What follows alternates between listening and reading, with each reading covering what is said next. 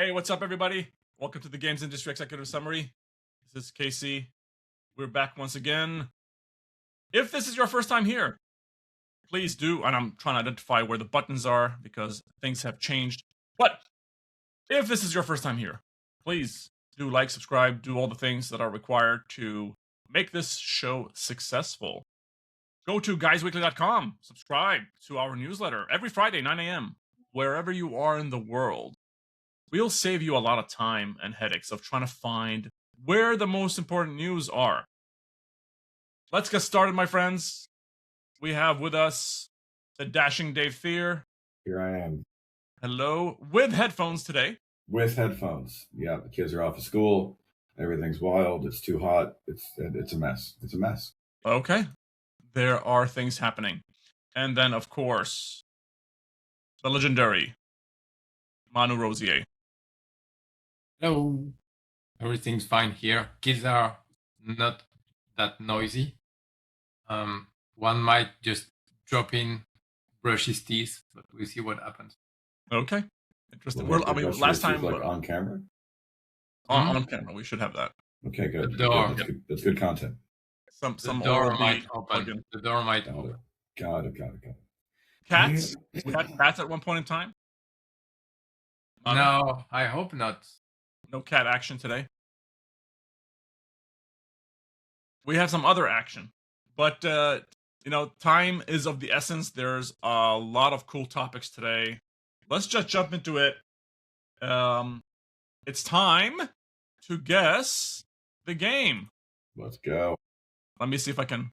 That's the wrong one I was looking for. But anyways, we'll figure out. Yeah, it's hilarious. Yeah, we're learning sound effects, apparently. Yeah. Okay, my friends, you can't see my screen. Good. I have another theme going on today. We'll see if you guys figure out the theme. And also, Manu, I would be extremely disappointed in you if you can't figure out one of these games today. Okay? Yeah. Okay. All right. Go. Okay. Here's the first game, my friends. Welcome to the new team sport of extreme gamers. A new kind of single-player experience. A ruthless multiplayer revolution. This is a lot of text, by the way. Yeah. A white-knuckle single-player experience like no other. I'm going to skip the single-player because I think the multiplayer is really important here. That's not Apex Legends. No, it's not Apex Legends. Yeah.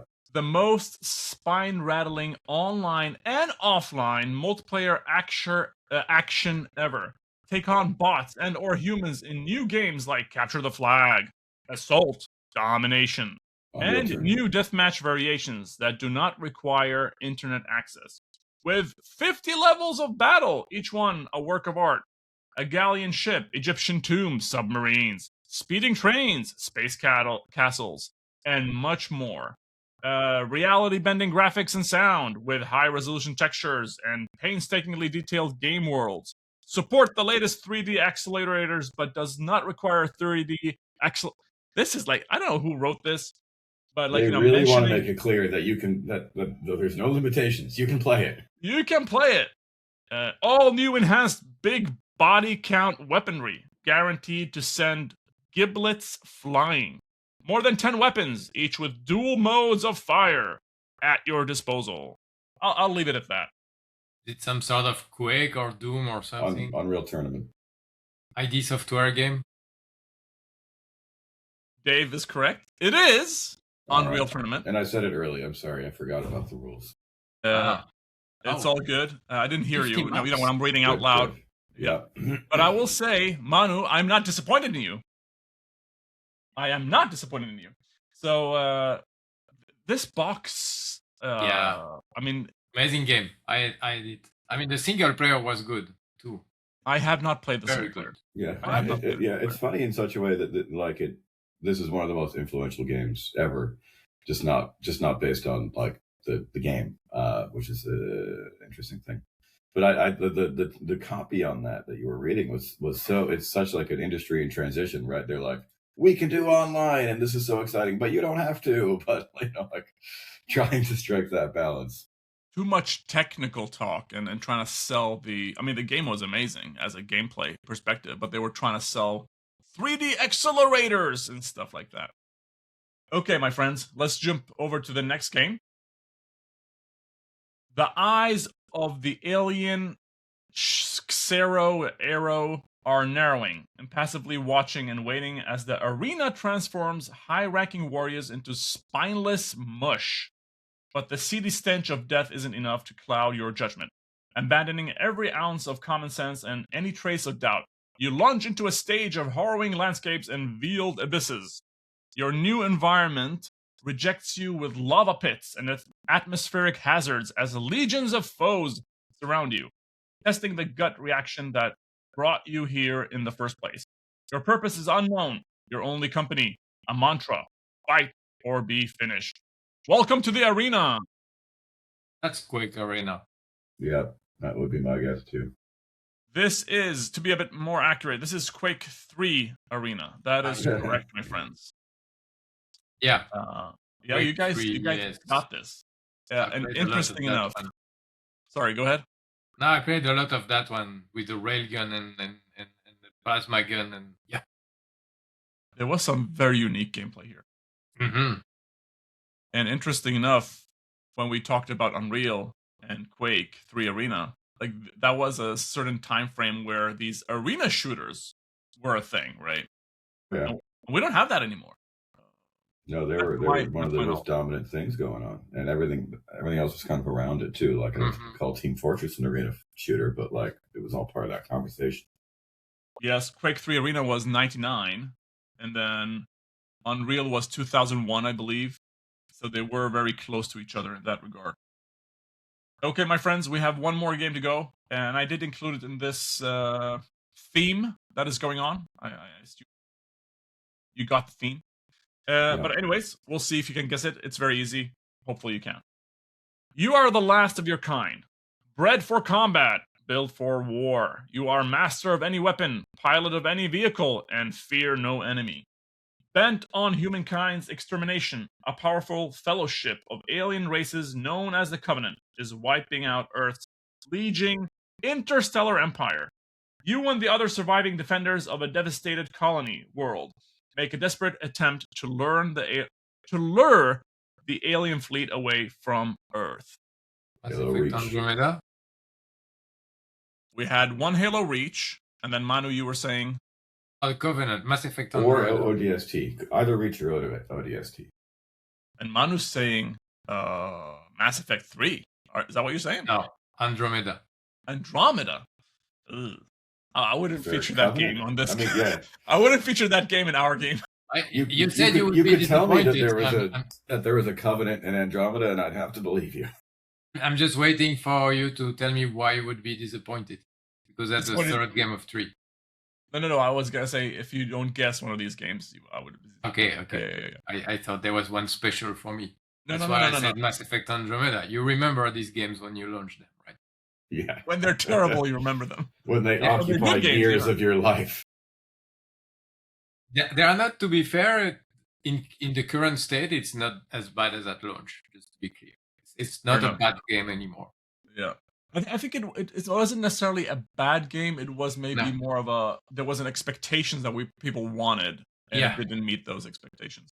Yeah. Okay. But Manu, you are actually wrong. I know. Dave, what did you mention? First I said Reach, and then I said ODST. They are both wrong, but it is the same franchise. Oh, then Combat Evolved. That is correct. It is Halo. Because it threw me with the sort of defenders of the Fest.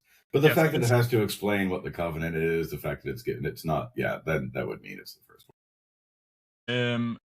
I wanted to add one thing here, which is the reason I have Halo is obviously because Halo's multiplayer was the shits back in the day. I wasn't part of that. I wasn't an Xbox person, but I know that my friends who were playing on Xbox, it was a huge impact on their gaming life, so to say. I mean, it's crazy to think about that shit, right? Like before that, people were like, I don't know if we can really, back we're in the Quake era, talking about those things. People were like, I don't know if shooters really work on console, And look where we are now. It changed everything. So the bad guys in Mass Effect are actually the Reapers, not the Covenant. Yes, that is actually correct. Gentlemen, do you guys want to talk about some business? Yeah, man. Is that the real one with like USB, old school USB on the front? Which one? Yeah, it's This- got USB A there. Yeah, You guys are Not talking about the even machine, the Steam USB-C. machine. Yeah. Let's talk about it then. So, was it last week? Correct me if I'm wrong, but the Steam machine, is that out for pre-order right now? And it's priced at $1,049 on the base machine, Mhm. which comes with, and I think the difference is just the memory. Is that correct? Or rather, No. the storage. No, there is no controller in that version. Really? Okay. Although I would argue it gives you choice. If you want to play with an Xbox controller or a PlayStation controller or whatever. That's not the reason, but it could be, yes. I'm just making up excuses here. Yes. Okay. Tell us, what do we need to learn? What's all the information about the Steam machine and what's going on? This thing That's ain't the happening. That's the cheapest they could go, and it's still expensive, but it's a reflection of the hardware cost. So the reason they could not even go below 1,000, for me, it tells that that's the best they could do, and they're even removing a controller, and they've adding 512 gigabytes. That's not a lot. That's the lowest possible if you compare to current console.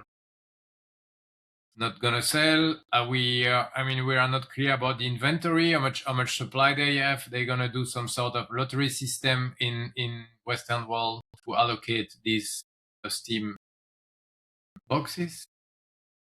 And it might have been the right device, but it's certainly on the wrong moment.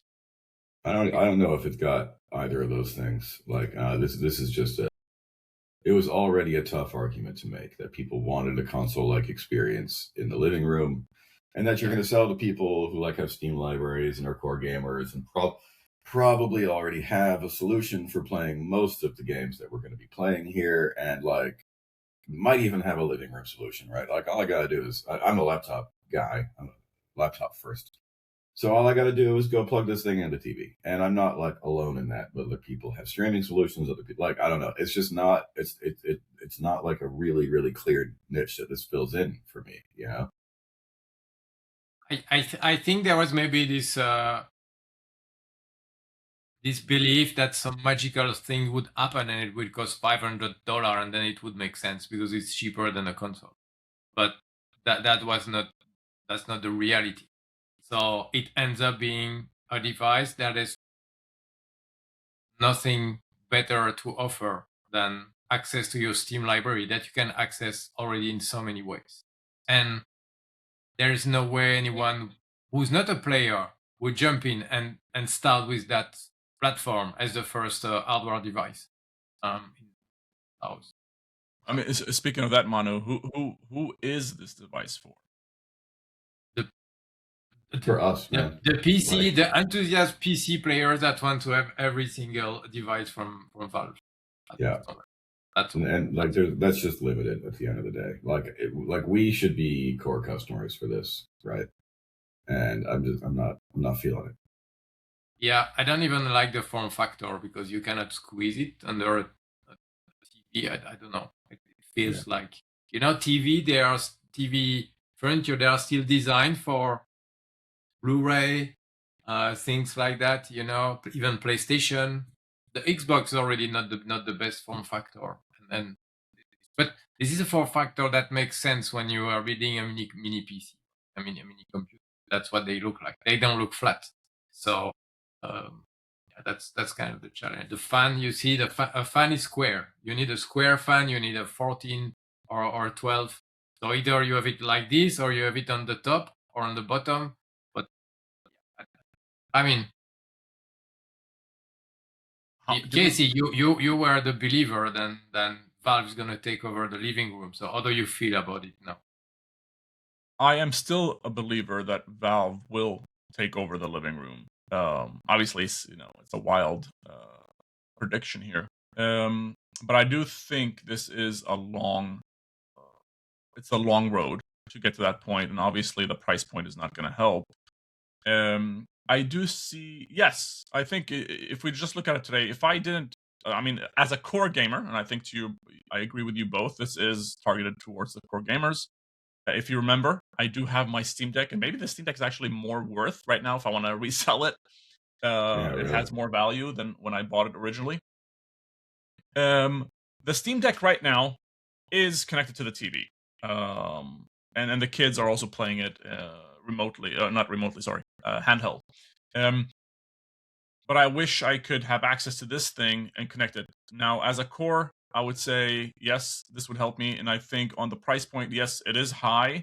But in my mind right now, I don't think this is a selling point. And it hopefully becomes a selling point long-term for consumers and for casuals at one point in time. And maybe they can make another version or it gets cheaper over time. Obviously, we're constrained with hardware today. But the point that I want to drive home is you pay $1,000, give or take, but you don't pay any subscriptions for online play. You're not forced into a business model or like a way of interacting with your friends. You can use Discord and other methodologies of interacting with your friends and keeping contact. And then the pricing of games on Steam is so much cheaper than the console counterparts. So I think if you are playing a lot of games, I think that would pay off in the long run for you. Yeah, so that's that just doesn't sound like I don't read like any advertising copy in what you just said. Also, a lot of what you said is just descriptions of problems that PlayStation and Xbox, whatever, problems that PlayStation faces, not necessarily solutions that Steam offers, right? No, but they do offer that. They do offer that solution. They're not talking about it though. Like the solution. Steam is generally speaking a better place to play for all those reasons. But yes. I just don't think that it's just still difficult to make that argument and say this is why you need to buy a different box that goes in your living room that's kind of like a PC. But don't buy a PC because we want this box instead. It's just not, I know. So I agree with you, Dave, but that's why I think obviously what makes the mass market adopt is the price point. And historically speaking, the price point coming down. And here's what I want to show you, by the way. Give me a second. Let me just show you this. And we'll talk about that other topic, which is pretty big for us. But look at this. Give me a second here. So this was a thread on Reddit. And we're looking, for those who are listening, we're looking at a PS3 Slim box with Grand Theft Auto 5 in the box included.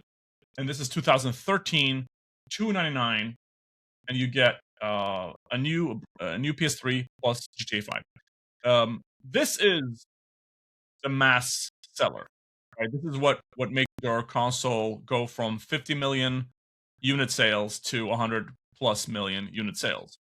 Are those days over? I have no idea. And I think there's another aspect of this, which is, I don't know, do kids care about consoles anymore? Yeah, that's an issue, Yeah.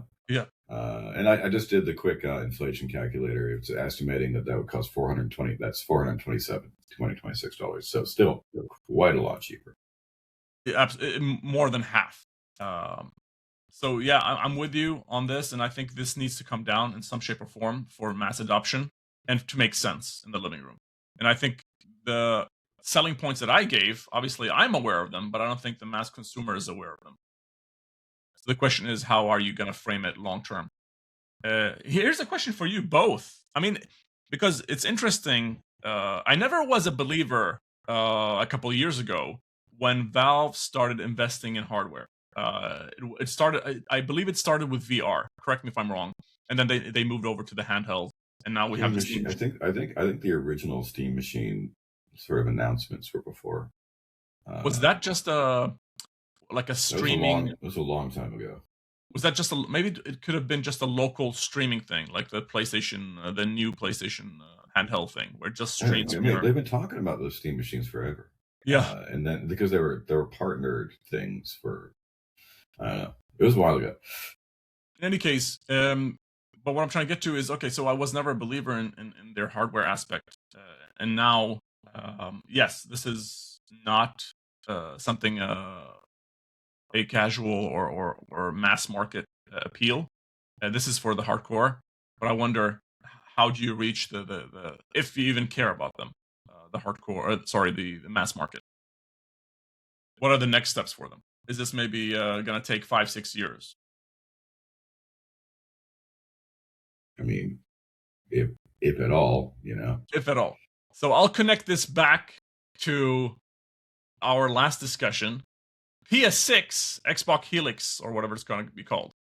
I don't care. I currently do not care. No. And the only reason, if I'll go back one step back, the only reason I would upgrade from the PS4 to the PS5 is there were so many other, what is the word I'm looking for? Quality of life. Yes, quality of life. Thank you. And I think, Manu, you mentioned that last time. Yeah. Just like the UI, I don't hear the fan of the machine anymore. Like, there's so many things that have improved for me. The loading speed is the key one. That's another one. SSD. Yeah. I'll go to this thing, by the way. Speaking of like quality, here is a comparison. I think this is Quantic Foundry. They're comparing the PS5 to the Steam machine in terms of performance. What have you heard or read about performance and expectations of the Steam machine against the current generation of consoles? Below a PS5 Pro for sure. Got it. Yeah. I mean all of that, and wait until you get the price of the next generation of console. PS5 Pro is at $899 already, so we're gonna be close to 1,000, if not above. So it might force players to just go streaming boxes, cloud gaming boxes, even if they don't want to, but just because they can play for $100 per subscription. Well, so here, I mean, this is what's going to happen, right? Is that we're seeing that right now everything's expensive because all of the data center companies are snatching everything up from memory to RAM, GPUs. So obviously that's going to pop to a certain degree, and then the price of data center space is going to go down because they're trying to fill this stuff. And so maybe this is the dark horse. This is how we actually got streaming games, was that the price was collapsed from this. Because the market is saying people don't want cloud gaming if they are not forced to. Right? Yeah. Otherwise, so it would have jumped, but it's not. So we might be forced to cloud gaming. Yeah, and again, the price is going to go down because there is no way that data center capacity is not going to get cheaper, right? Yeah, I hope you guys are wrong. I don't want to see that. Maybe I'm just getting old. But what I would like to counter argue here is that we know there is a subscription fatigue. Like, people are tired of subscribing to so many services. I think they are tired of the price increasing. They find if the price stay the same, but I think this, and they are also tired of the everything is spread across multiple subscription services. I think that's one of the issue. Yeah. Do we know if the Xbox price decrease of the Ultimate did that change anything for them in the last month? Yeah, they said yes. They said it was beneficial for them.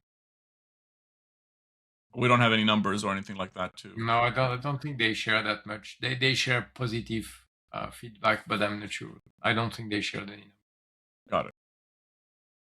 Okay, gentlemen, any other thoughts or things you'd like to bring up on the Steam machine?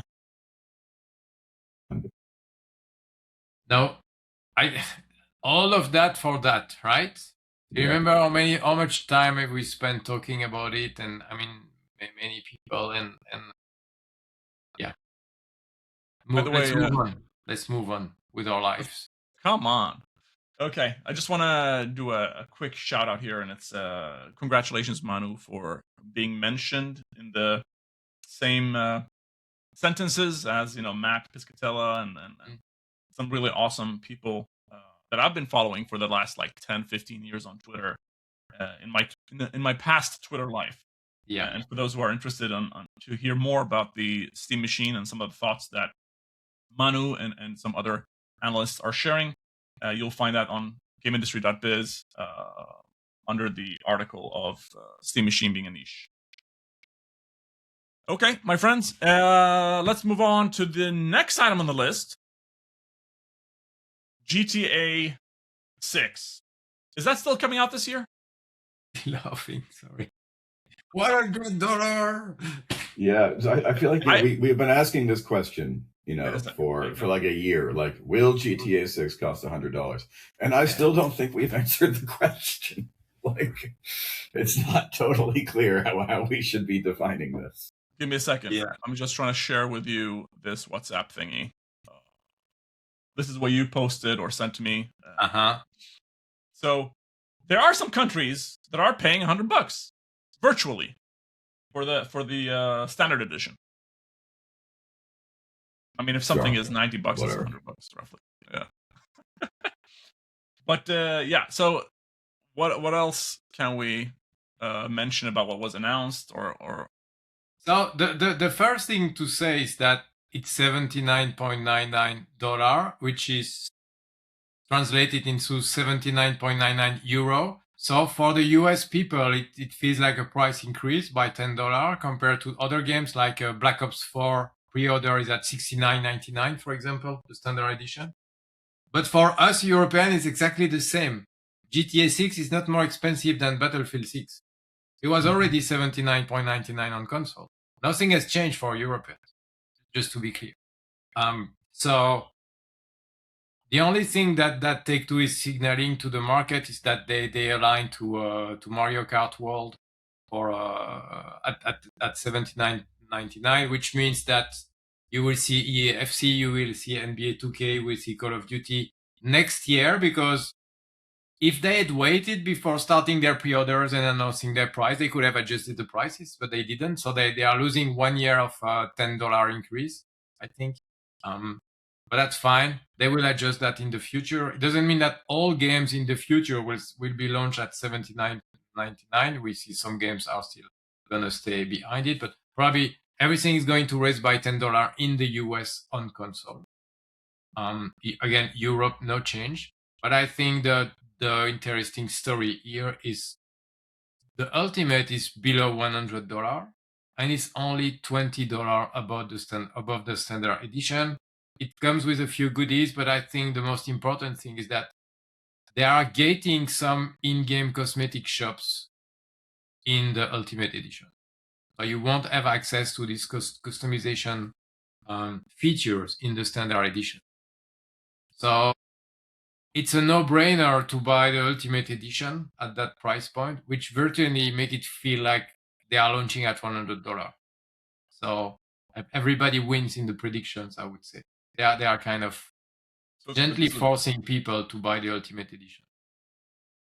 Well, I think this is an interesting thing, right? Because there were a response on the internet to the idea that they're gating single-player content.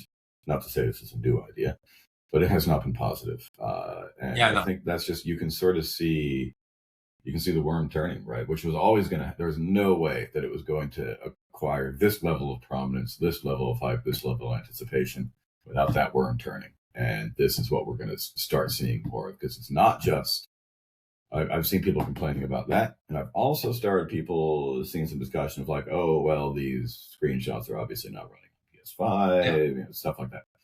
Which, the fact that this is happening at the same time just indicates a slight shift in sentiment to me, that this is King of the Hill, right? And now that it's a real thing, now that it has a price and a box and not just an idea, people are going to start coming for it. Which also is good for Take-Two that they waited so long before, because they will only have a few months of firefighting. This is by the way, I'm looking at this. It started off with just some visual stuff being gated, which is fine, but something like this is freaking bullshit, man. And it's just it's a shame. I would have taken the $100, one single unit, $100, everybody's happy, over this. I'm a bit disappointed about this. Like, this is now a story It doesn't have to be. Like, why are you gating some shops in game? I would argue this story was always going to happen in some way, shape, or form. There is no way it was going to remain whatever it would unsealed. be, there would be something. Yeah. But It's a bit weird. It's a bit weird. Like the framing is a bit weird. Like somebody, I assume somebody wrote this, and it's a bit disappointing to see like when somebody's writing, this in-game location is only accessible for you. But at the same time, this doesn't change your single player story, right? There's nothing to do with the gameplay. But here's a question: like, if I drive up to that location in game, it's closed. is it just like the doors are just shut? I assume that would be my assumption. Yeah, I mean, it's an interesting question too. That's like, presumably there is already more content in this game than we can feasibly experience. You know, but it's always been this way. That's true of Skyrim or whatever, and yet we're still interested in what we can have. We're interested in like buying additional content, even if we can't possibly play the content that was available. Which I just think is a really interesting part of psychology. And I think ultimately what it is that a game like this functions like creating a real world, right? You want this to be a place that feels located, a place that you can be in, a place that feels like it has weight and depth to it. And saying that parts of this world exist or don't exist, depending on what SKU you bought, damages that reality. It's not actually about the content. It's about the creation of a world. That is on point, Dave. Yeah. Okay. And by the way, this is just a single player. The entire thing is just a single player experience. Yeah. We still haven't heard a damn thing about the multiplayer experience. Yeah, it's funny that they highlight the fact that it's a single player experience, which means that whatever will come as a new gen online will be disconnected from that SKU. But it might also say that I'm not sure if it's always online or not, to be fair. I wonder, because if you can play that game offline, that's kind of a very positive sign. But they just say it's a single player game at this moment. There's another. Sorry, gentlemen. Just to shift the topic a bit. There's another one, another item here that I want to discuss. So there is no disc version. No. Or did I misunderstand? Like you get a box, but you get nothing in it. Is that correct? Yeah, it's just in the box. I guess this is street date shit. Like they don't want people breaking street date and leaking it. Like, come on. It happens with big games. So what? Like the boxes? There will be like boxes shipped a week later with discs in them, or what? No, there won't be any disc. It's over. No discs. So why bother at all with a box? So you can put it on the shelf. Because the retailer will drop their margin and sell that at $65.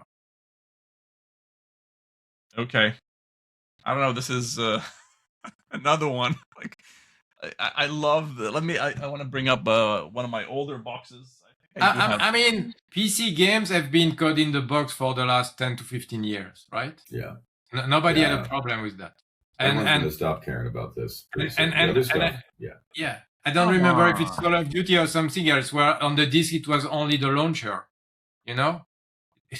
So, I'm just showing you the quote-unquote complete edition of Grand Theft Auto 4, plus Liberty City stuff. But here's what I really like about this stuff is this type of stuff, which is... This is a tradition, by the way. I think this tradition dates all the way back to 2000 with Vice City or 3. I forgot which one it was. Where you get like a map in the box where you can open up and look at the city and all that stuff. Yeah, I want that, definitely. And then put it back on your shelf and take dust for the next 20 years. Manu, let us just enjoy this moment, please. Yeah. Well, don't worry, you will have a $200 special edition of GTA 6 that you can buy, where you will have maps and stuff like that. I'm sure that it's coming. But that's 200. Oh, that's not day one, though. That's the thing. Right? Yeah, absolutely. It would be day one, yes. Oh, wait a second. Did they announce already? Yeah, there's got to be a more expensive SKU coming. There's going to be one. Yeah, we need some collectors. Yeah. I don't think they've done that in the past. They haven't done like that type of SKU, like a 200. Yeah, but that was like a million years ago. Yeah. You had maps in the box. Yeah, You guys it was can't let back me in map enjoy days. the map days. I think that is enough. Like, give me, interesting. Not to change topics. CD Projekt Red with Cyberpunk had the most awesome base SKU because it Yeah. included a lot of shit in it. Like, it had Oh. stickers. It had a lot of cool Nice. stuff. For those who are curious, I'm sure you can find an unboxing video of this thing. How is the How'd that work out for cardboard? you know? Well, they made billions, gazillions, right? Yeah. Yeah. Also, they developed some problems. They were Yes. they were so sorry about the PlayStation 4 version of the game. And You had to restart this every almost hour or hour and a half of gameplay. You had to restart this. This was like, day one. This is a true collector because they pulled it back at some point. They did. Okay, so there you go. Yeah. So if anybody wants to buy this copy for $1,000, let me know. It's available for sale. Okay. Anything else about GTA? Maybe I'll ask you this just to be a bit positive. What is most exciting to you about GTA 6? I don't know. It's going to be a big old fancy looking game. Yeah, I'm curious to see how far they can go from a visual and world building perspective, because that would be the new standard for probably the next 5 to 10 years. And it will be unmatched anyway. Nobody will be able to. Yeah, I would question the use of the word standard. I think this will be the high watermark of AAA graphics. I don't think we're ever going to go past this, or at least not sort of in the foreseeable framework of the current industry. Because why? Why bother? I just hope that because you're Rockstar and you can. Yeah. I just hope that it wouldn't be too much like Red Dead Redemption 2, which is a bit slow for me. I mean the storytelling. Well, the storytelling a lot like my sense of Red Dead Redemption from all that stuff was it was like overwhelmed by the top. That like they had good writers, they had good actors, they had good people making everything, but that like they had to have their ultimate structure of their game and their story defined by whatever Hauser was doing it, and they did a bad job, Okay. And then we are all happy because we don't need to talk about the GTA 6 pricing anymore. It's in 1 week we just get rid of two big topics just before I go on holidays. I'm very happy. We can move on. Yeah. Okay. So do I win anything, by the way, or like was I partially correct or something like that, or what's going on? I called the $80 price point, so at least internally, and my team did. So yeah, everybody's right. Everybody find a way to be right. The only one that is probably unhappy is Matthew Ball, because he wanted GTA 6 to be at least at $100. Yeah. I mean, so do I, just to anchor things in some regards. But yeah, fair enough. Gentlemen, let me see. I mean, the thing is that someone is typing very loudly. It's probably you, Dave. Yeah. And I'm done. People are ranting because the hardware is increasing in price, okay? And they are also ranting because they don't understand that they understand that hardware is increasing because of AI and stuff, but they don't understand that games should also increase in price. It's like they feel like everybody has the same salary as 10 years ago. So so I don't know. It's a long due price increase. $60. It's been $16 since 10 years or something. So more than 10 years. Yeah. So it's like the gaming industry was in a bubble, right? Because nobody dared to increase the prices. So and while at the same time the cost of a cinema ticket is probably doubled, but for some reason it's bad to increase the price of video games. I mean, I think it's just because of the general foundations of the Western world becoming eroded to the point of breaking. Yeah. Mm-hmm. Yeah. Which, causes issues. Oh, absolutely. And I think just to finish, also you have access to free gaming with the free-to-play games. So it's 0 or it's 60 or 70 or 80. Or it's 20. That's the thing that I'm more, $40 games. Those are the games I want. Yeah. I mean, there are some really high quality games at That's that the price thing. point. Yeah. Is like Even you get to charge this if you're this. Yes. Yeah. They are leading the charge, and they just get to do what they want because no one else is making something like this. But the standard bearer for the cheaper AA game will be Clair Obscur for a little while right now, and everyone making an $8 game has to argue why they are more worth it than Clair Obscur. And you could assume here, by the way, for GTA 6 specifically, is that game releases and from a quality, like bugs, like breaking things, like this is not going to repeat, so to say. Like it's not going to be a cyberpunk thing where things not with the Rockstar. I mean, that'll repeat with other companies, but not yeah, this one. No, exactly. Okay, gentlemen, we have maybe we'll have time for one more topic today, which is that apparently we're making money in this business. Some people are making money, some people are spending money, but not everybody wins. So the story is that games revenue hit a record of 201.6 billion in 2025, but developers keep getting laid off. What is the kind of like high level story here, really? I'd say the Western developers are not on the winning side, for a few reasons. The console market has been stagnating in Western world. It's gonna be boosted. It's been boosted by the Switch 2. It's gonna be boosted by GTA 6, obviously, but without GTA 6, the market would be down.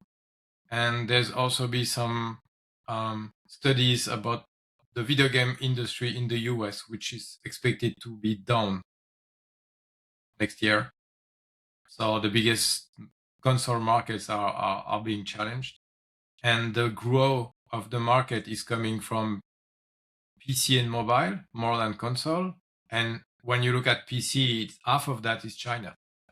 Half of the growth is China, or like 40% of the growth. Did you make this slide, by the way, Manu?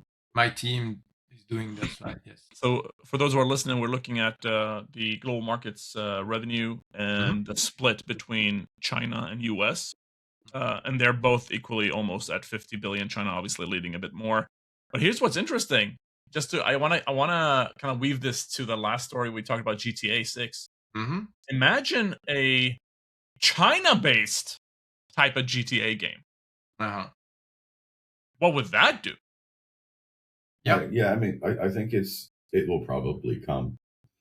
I think the problem is that like that the depth of that world, the amount of interactions, the amount of simulations running, the level of graphics, it does ultimately require a level of technical expertise that exists inside of Rockstar games and not a lot of other places. Cyberpunk being a great example of that, right?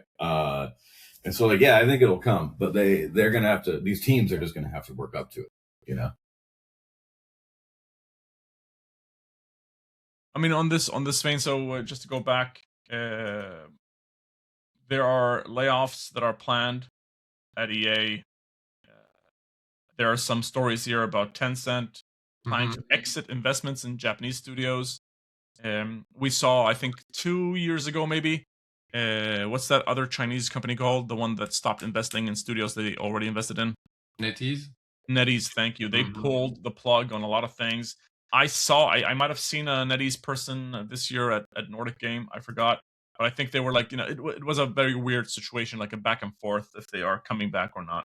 But what is happening with this thing? Like, why are these conglomerates pulling the plug on some studios that they've already invested in? The interest rates are going up. PC hardware is getting more there's just things are getting more expensive. Also, like Asia was getting a lot of oil out of the Strait of Hormuz. Like, there's a lot of there's industry specific reasons as well. Obviously, right? This is basically the same thing happened in the West. People expanded a lot and then are going to have to pare some things back. But there is also just broader global economy. Like, things we're not in a place with a ton of margin right now. And they've acquired the knowledge also. So once they get the knowledge, they might not need to actually develop some of the games completely outside. I think that specifically is Marvel Rivals, right? because I think that was developed in San Francisco or LA. And Well, then some of the teams were there, but then they were let go once the game was released. Yeah. Yeah, that's just an example. But I mean, I mentioned that many times. You look at the manufacturing industry. You don't build fridges in Europe almost. Yeah. And at the beginning, it was probably partnerships, and then it ended. See, this is why I'm doing a manufacturing software project, which is focused on bricks and tiles and things like that, because you can't outsource those because you don't have the margins anyways. That's a different concern. Yeah. Mm-hmm. Tell me about this news story. Well, why does this? So this is GameSpeed. The U.S. game industry will hit a cyclical down. Why are they using the word cyclical here? Downturn. Because that's not the first time that the video game industry is getting into troubles. Yeah, it's the end of the life cycle of the console. I mean, let's see about that, because we are still not sure it's going to be 2027 when they release new ones. Yeah, I mean, there is a lot of pressure coming from many fronts, also just because of the money you need to spend on everything else that's not video games. Yeah. I would argue, by the way, Manu, I would argue it's probably cheaper from multiple perspectives to keep this cycle of hardware going on for as long as possible. From the development point of view, they don't need to invest in new pipelines and new work methodologies. And I mean, your install base, all of it. Install base. Right. You build a new console when it becomes a bottleneck from a hardware standpoint, or when you want to change the course of story. We're getting some clicking noises from you. That's me. With I mean, Xbox wants a new generation because they are so low in market share. Then they want to turn the table, but they cannot turn the table with the current generation of consoles. No, I mean that's not how it works anymore. Is the issue? That stopped working that way with the Xbox One, PS4 generation, because that's the thing is, yes, Microsoft lost the Xbox Series X PS5 battle, but actually it didn't. It lost the PS4 Xbox One battle, and then because we have persistent digital libraries, that's it. That was the fight. I'm trying to use to go with each. I'm not sure how accurate these numbers are. You'll have to let me know. Console hardware sales up to this point. Switch 2, 20 million. Is that correct? Yeah. Is that real? I'm actually surprised that it's so high. But the first Switch, 150 million plus. PS5, 92. That's I thought we were around 60. I guess I just haven't looked at the numbers enough. And then Xbox is around 30 million. Yeah. Yeah, these numbers are, I mean, historically looking at, at the last generations, these are matching up with the amount of years into the cycle of the console. But man, I mean, we talked about this a couple minutes ago, right?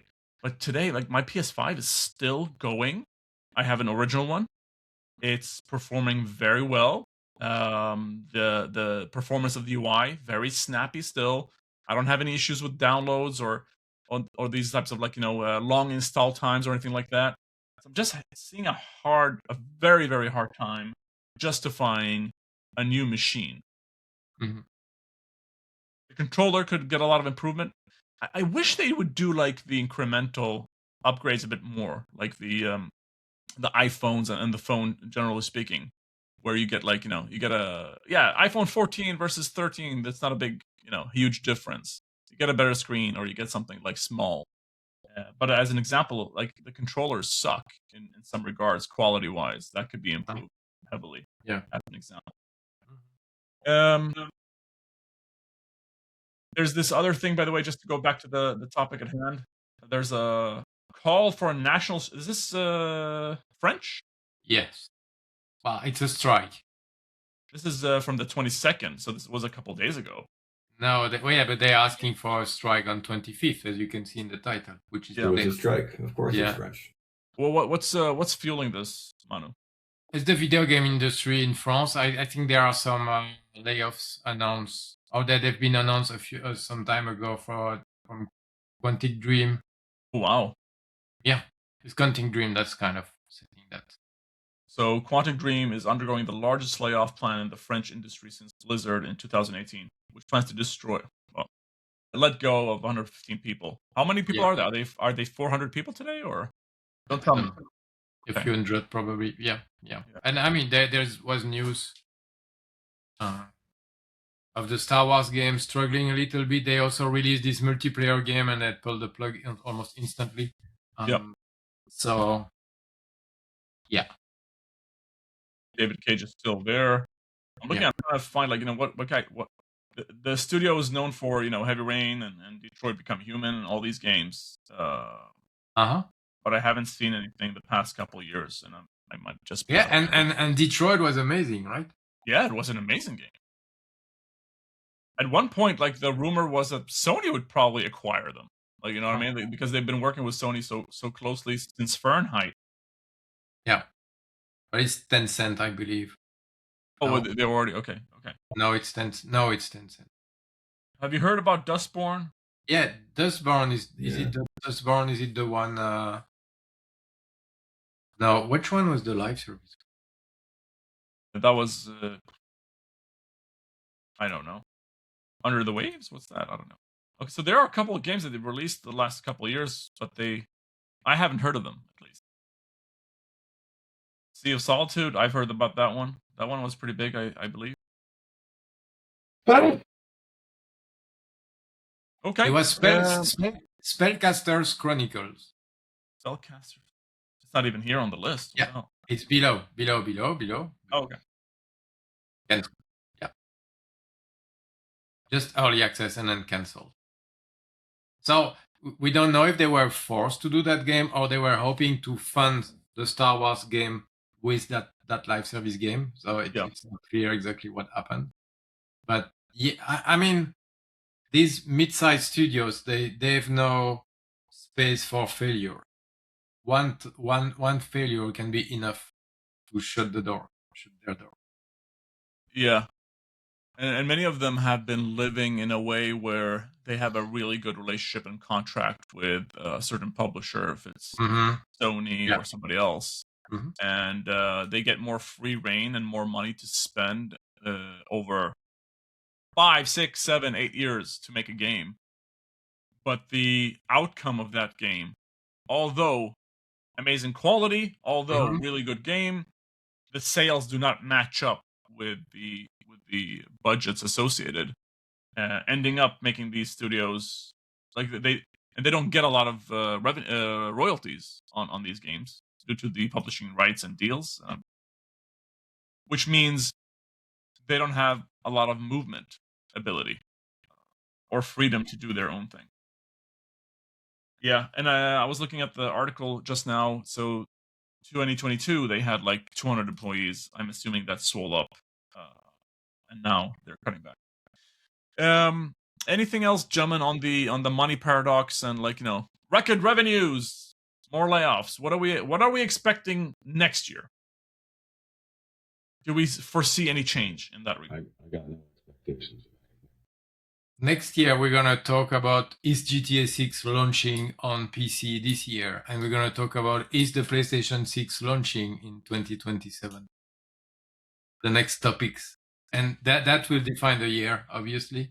If both don't release, then it's another challenging year probably for console.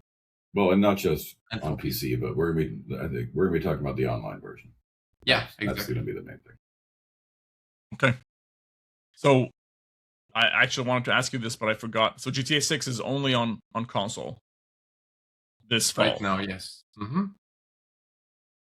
Okay, gentlemen. Thank you so much for your knowledge and expertise and breaking things down for us. Really appreciate that. We have reached the end of this episode. If you've been following with us so far, again, please do subscribe, and do all these things that help us reach a wider audience. And then, of course, go to guysweekly.com, subscribe to our newsletter every Friday, 9 a.m., wherever you are in the world.